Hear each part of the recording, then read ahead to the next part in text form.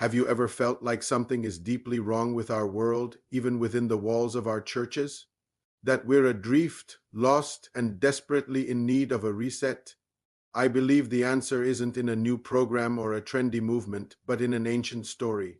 Today, we're talking about why our generation needs a Josiah revival, and we need it now. Let's travel back in time. In the book of 2 Kings, we meet a young king named Josiah. His nation was in a spiritual freefall, but something happened that changed everything. The book of the law, God's word, which had been lost and forgotten for generations, was found in the temple. Think about that for a second. The very word of God, lost in the house of God. Does that sound familiar? So many churches today are buzzing with energy, emotion, and excitement. We have incredible light shows, amazing bands, and powerful speakers. But in the midst of all the activity, how often is the pure, unadulterated Word of God the central focus? We've become experts in creating an atmosphere, but we've neglected the very foundation. We've traded scripture for sentiment. Revival doesn't begin with a feeling. It ignites when the Word of God is rediscovered, reread, revered, and most importantly, obeyed. We need to find the book again. Another parallel is that compromise has become comfortable. In Josiah's day, the Israelites didn't completely abandon God. They just added a few other things. They built altars to foreign gods right alongside their worship of Yahweh. They mixed the sacred with the profane. Sound familiar? Our generation has perfected the art of mixing Christ with culture. We want Jesus, but we also want the world's approval. We want salvation, but we don't want sanctification. We've become masters of rebranding sin. We call blatant rebellion finding our truth.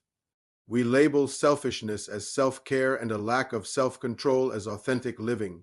We've twisted the beautiful call to repentance and holiness, labeling it as judgmental or hateful. When Josiah heard the words of the law, his first act was to tear down the idols. He didn't negotiate with them. He didn't try to integrate them. He destroyed them. Our revival must begin the same way, by tearing down the idols in our culture, in our churches, and starting with the ones we've built in the secret places of our own hearts. And where are the leaders? In Josiah's time, the priests and spiritual leaders were silent. They had allowed the temple to fall into disrepair and the word of God to be lost. They went along with the cultural status quo until a king, a political leader, rose up and took a stand. Our generation is starving for bold, courageous voices, leaders who fear God more than they fear losing followers.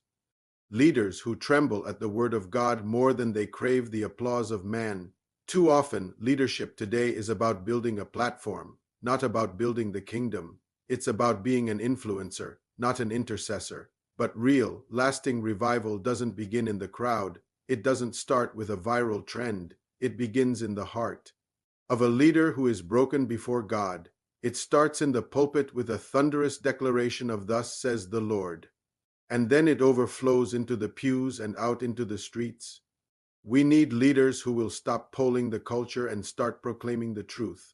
Now you might be thinking, I'm too young. I don't have a position of influence. What can I do? Let me tell you about Josiah. He was only 8 years old when he became king. 8. By the time he was a teenager, he was already seeking the God of his ancestor David, and by 20, he began a nationwide purge of idolatry. This is crucial. Revival isn't about age. It's about a heart of radical obedience. It's not about experience. It's about availability. God is not looking for the qualified. He is looking for the willing. I believe he is raising up a generation of young Josiahs right now. Young men and women who are tired of lukewarm, consumer-driven faith. They don't want to be trendy. They want to be transformational. They aren't seeking to be relevant to the culture. They are seeking to bring the culture to its knees before a holy God. This is the youth movement we need, one that doesn't follow fads but follows fire from heaven, one that cleanses the land and calls a generation back to holiness. When Josiah heard the words of the law and realized how far the nation had fallen from God's standard, the prophecy was grim. God's judgment was coming. But listen to what God said directly to Josiah: because your heart was tender and you humbled yourself before the Lord, and you tore your clothes and wept before me. I also have heard you. Josiah's repentance didn't cancel God's judgment, but it did delay it. His humility bought his nation a season of mercy. This is where we stand. Today, the warnings are clear, the signs are all around us, but so is God's mercy. The promise of 2 Chronicles 7:14 still stands. If my people who are called by my name humble themselves and pray and seek my face and turn from their wicked ways, then I will hear from heaven and will forgive their sin and heal their land. The window of God's grace is open to us right now, but that window will not stay open forever. The time to humble ourselves, to repent, to return is not tomorrow, not next week. It is now. So, what is the spark that ignites this kind of national turning? It's not what you think. When Josiah heard the word, the Bible says he tore his clothes.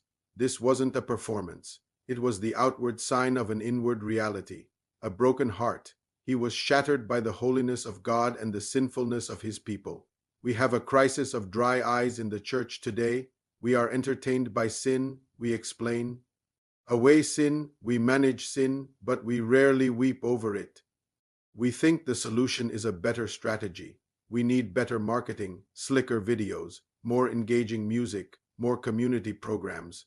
But what we desperately need is more mourning. We need broken hearts that cry out, "Woe is me, for I am a man of unclean lips, and I dwell in the midst of a people of unclean lips." Revival is not hype. It's not a week of special meetings. True revival is holiness restored, and it always begins with humility and repentance. Finally, God honors those who honor his word. Josiah's story didn't end with him tearing his robes. That was just the beginning. He took action. He gathered the people, renewed the covenant, reformed worship, and restored the Passover celebration, a powerful reminder of God's deliverance. He didn't just feel sorry.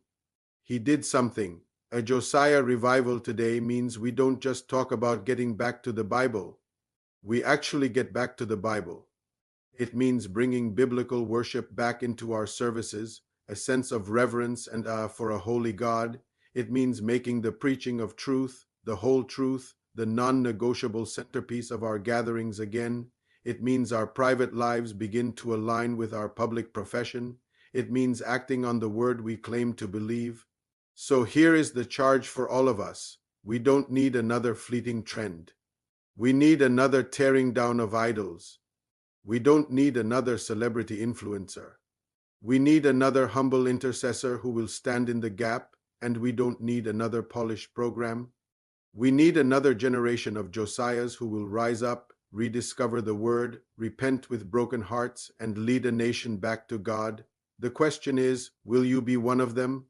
Thank you so much for watching. If this message resonated with you, please hit that like button, share it with someone who needs to hear it, and subscribe for more content like this.